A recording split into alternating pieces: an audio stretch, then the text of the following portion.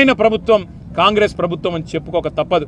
పేరు గొప్ప ఊరు దిబ్బ అన్నట్టు పేరుకేమో ప్రజాపాలన చేసేవేమో అన్ని అప్రజాస్వామిక పనులు అన్నట్టుగా ఇవాళ ఏకపక్షంగా పెద్దలు జగదీశ్వర్ రెడ్డి గారి గొంతు నొక్కడం అంటే ఇది జగదీశ్వర్ రెడ్డి గొంతు నొక్కడం కాదు, ఆయన ఒక్కడికి జరిగిన అవమానం కాదు.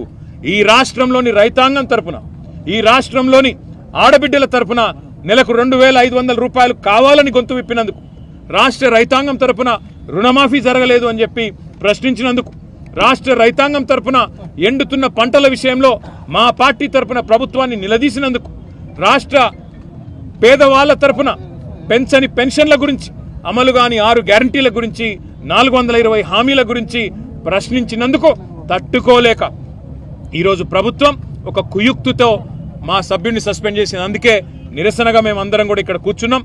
ఇవాళ వాళ్ళు అనుకుంటా ఉన్నారు కేవలం ఒక గొంతు నొక్కినంత మాత్రాన, శాసనసభలో మా పార్టీ యొక్క సభ్యుడి యొక్క ప్రసంగానికి అంతరాయం కలిగించినంత మాత్రాన ఏదో సాధిస్తామని చెప్పి వాళ్ళు భ్రమపడతా ఉన్నారు. కానీ రాష్ట్రంలోని ప్రజలు అన్నీ గమనిస్తూ ఉన్నారు. 15-16 నెలల్లో కేవలం 20% కమిషన్లు, ఢిల్లీకి మూటలు పంపడం మీద ఉన్న దృష్టి ఈ రాష్ట్రంలోని పేదలకు మేలు చేయాలనే విషయంలో మాత్రం ఈ ప్రభుత్వానికి ఎంత మాత్రం లేదు అనేది ప్రజలకు కూడా అర్థమైపోయింది. కాబట్టే